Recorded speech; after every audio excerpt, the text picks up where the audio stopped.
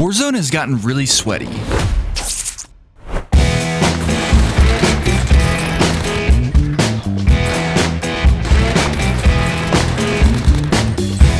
game has been out for over 2 years, so naturally players have had time to get better, but on top of that, the player count has been shrinking, leaving the lobbies filled with sweaty players. Because let's face it, the sweats are sweats for a reason. They play a lot, and likely aren't going to stop anytime soon because they love the game. So if you still enjoy playing and want to get more wins or win more gunfights, you're going to have to get better too. But you might be thinking, how do I do that? I'm not a streamer, and I don't have 8 hours to play every day. Am I just doomed to be bad at the game? Well, over a year and a half ago, I had these same thoughts. I was losing a ton of gunfights, never seemed to make the right rotation, and I was extremely frustrated with the game. I was a shell of the man who once smiled from ear to ear dropping into the map every night. The game was quickly becoming no fun. So desperate and not sure what to do, I considered becoming the unthinkable. If I couldn't win my gunfights or get wins anymore, I would have to fully give in to the darkness.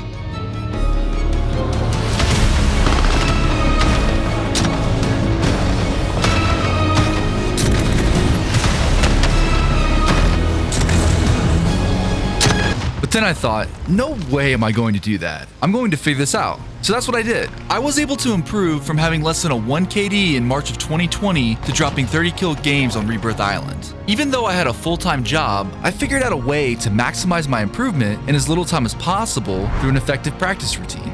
Practice? We're talking about practice, man. I know. Practice gets a bad rap because, well, it's boring and honestly it can be a waste of time if you aren't practicing the right things. But trust me, whether you're a working parent with only 15 minutes a day or a certified demon with 8 hours a day to grind, if you follow these 4 tips, you'll see insane improvement in no time. So that was a recent high kill game of mine in a really sweaty lobby on Rebirth Island, but let's journey back to where my improvement started. Welcome to Verdansk, a city of endless adventure. With over 8 square kilometers to explore, we know the memories you make here with your squad will last a lifetime. Come drop in today. It was the height of the pandemic, and like many of you, I was addicted to Warzone. This was my first Battle Royale game, and there was nothing more sweet in this world than getting a win on that map with the boys. But because I was new to this style of game, getting more wins and more kills was really hard. So naturally, I turned to YouTube for help, and it was at that point that my world changed.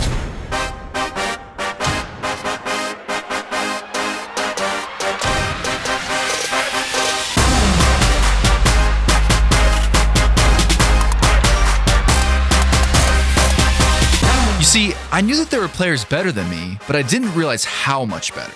I started watching pro Warzone players like Huskers and Teep drop more than 30 kills a game. I didn't know that being that good was even possible. Their guns just seemed to have no recoil, and their aim was impossibly good. I immediately knew that I would do whatever it takes to be that good too. I found some videos with recommended tips on how to get better, and I got to work. I started shooting bots every day, learned how to slide cancel, and wouldn't you know it, I started to get better. My KD went up a little bit, I started to win gunfights I certainly would have lost in the past, and I was really happy with my progress. But after a few months and building a new PC, my improvements started to plateau. I would have moments where my aim felt really good, and then the next gunfight, I was shooting octagons around my opponents. I'd gotten better, but I just wasn't consistent. And it took me a while to realize it, but it was the way I was practicing that was holding me back. I needed to focus on mindful repetition, not mindless repetition. And here's what I did. Instead of mostly shooting bots without a practice plan, I started to spend more time making up drills to practice specific skills. For instance, I spent hours shooting different guns into signs on multiplayer maps to practice my recoil control until it was really good.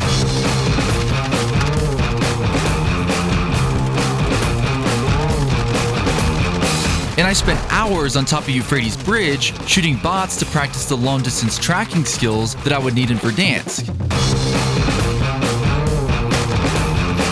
And to practice my movement, I made up different courses to simulate in-game situations. But I didn't train for hours at a time. I just showed up consistently and spent 15 to 30 minutes per day hyper-focused on 1 or 2 skills that I really wanted to improve. And then once I was good at that skill, I moved on to something else. This way of practicing gave me a clear focus and helped me avoid distractions to get the most out of my practice time. Because I wasn't just mindlessly shooting bots, I was mindfully repeating practice drills for improvement. Now, I know you might be thinking, how did you know what to practice? What are you, psychic or something? Well, I'm glad you asked.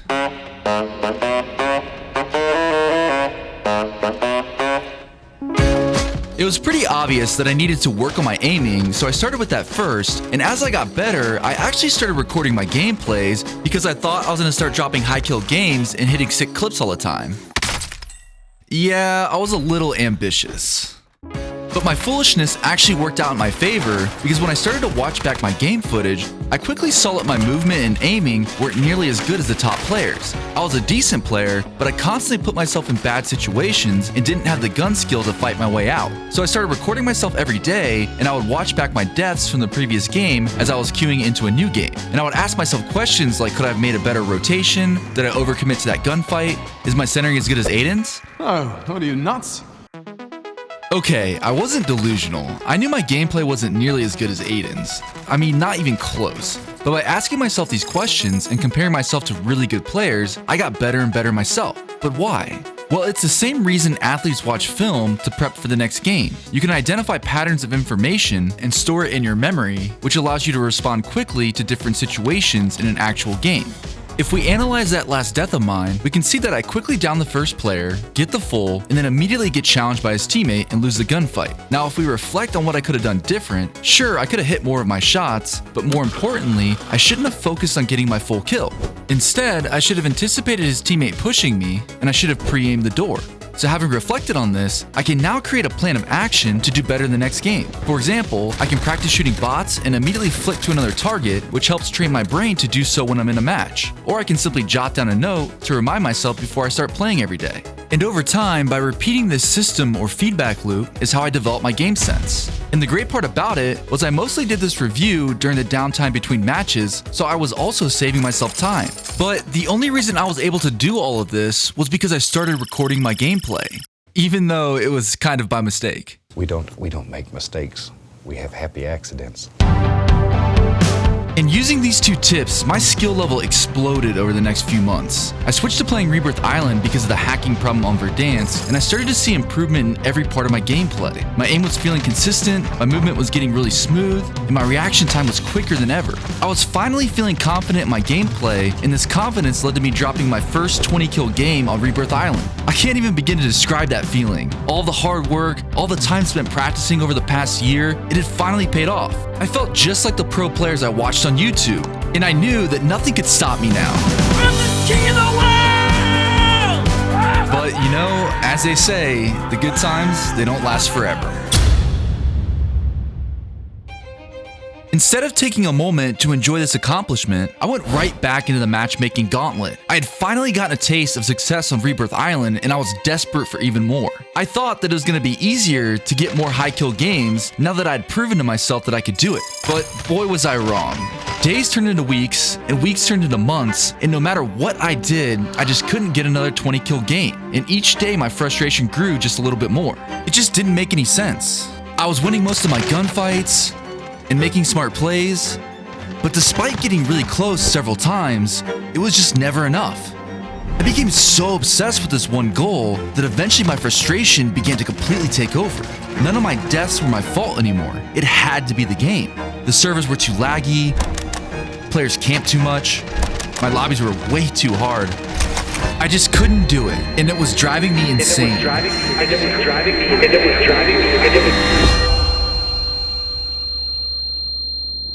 The night is darkest just before the dawn. And I promise you, the dawn is coming. I was down, but I wasn't quite yet out. You see, I learned from playing sports at an early age that it's not always about the final result. It's about the journey and the persistence to get better. Now, I'd be lying if I said I didn't have thoughts of quitting around this time, but I had simply come too far for that. And after some thought, I realized that it was my frustration that was holding me back. I had to resubscribe to the 1% improvement mentality. I simply can't control everything that goes on around me. Some days I'm gonna get tough lobbies, and some days it's going to be a camp fest. But what I can control is my commitment to getting 1% better every week. There's a reason why arguably the best player in Call of Duty history tweets nearly the same thing out every week. He knows that every day is an opportunity to get just a little bit better. This was just another small setback, I was going to figure out how to get more high kill games. So back to the drawing board I went. I spent hours watching the top players on Twitch and analyzing my game footage, trying to unlock the secret for more kills. And slowly a pattern began to emerge. I realized that I was passing up on too many opportunities, and the lobbies were dying out before I could reach my goal. I was playing smart, but way too slow. To unlock the next level of skill, I had to start pushing teams by myself and learn how to win with the odds stacked against me. Good players can get lucky and get a high kill game every once in a while, but great players create their own luck. So over the next few months, I fully committed to playing more aggressive, and it was brutal at first, and I died a lot. It even brought back some of the painful memories of feeling like a complete bot during the early days of Verdansk, but I stuck with it, and eventually, I started to consistently drop high kill games. The only way to learn how to push teams was to fully commit and not be afraid to fail. I hope these 4 tips help you on your journey to get better, because they certainly changed everything for me. And if you need some help dialing in the right aim sensitivity settings, check out this video right here. Thanks, and I'll see you in the next one.